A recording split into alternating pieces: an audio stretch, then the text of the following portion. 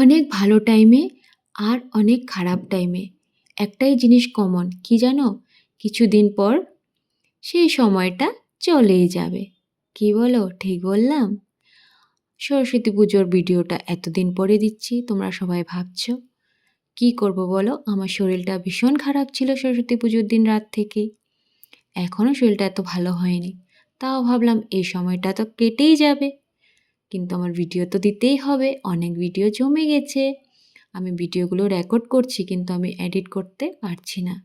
তাই কাল ভাবলাম যে না, কাল তো এই ভিডিওটা আমি দেবই দেব। সেইটা ভেবে আজ থেকে আবার শুরু করলাম ভিডিও দেওয়া। যেই বছর অ্যানাকে হাতে খড়ি দেওয়া হয়েছিল সেই বছর থেকে মামুনি বলল আমাদের বাড়িতেই পুজো হবে।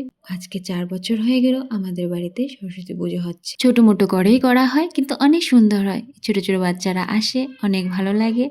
দেখো, পুজো শুরু হয়ে গেছে, এখন অঞ্জলি দেওয়া হচ্ছে।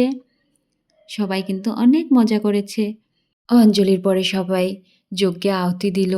তারপর সরস্বতী পূজার মেন প্রসাদ খই দইটা মাখা হলো, সবাই খেলো। তারপর আমার মামুনি কিন্তু অনেক টেস্টি করে খিচুড়ি রান্না করেছে, সেইটাও সবাই খেলো। অনেক মজা হয়েছে। পুরো ভিডিওটা দেখো। লাস্টে আমরা কিন্তু পুজোয় অল্প ঘুরতেও গিয়েছিলাম, অ্যানার স্কুলে গিয়েছিলাম, সেই ভিডিওগুলোও আমি দিয়েছি, ফটোও দিয়েছি। সবাই পুরো ভিডিওটা দেখো আর সবাই বলো সরস্বতী পুজোর ভিডিওটা কেমন হয়েছে। যদি ভালো লেগে থাকে তাহলে একটা লাইক দিয়ে দিও, ছোট্ট একটা কমেন্ট করো, আমার চ্যানেলটাকে সাবস্ক্রাইব করো এরকম ভিডিওগুলো দেখার জন্য। থ্যাংক ইউ সবাইকে।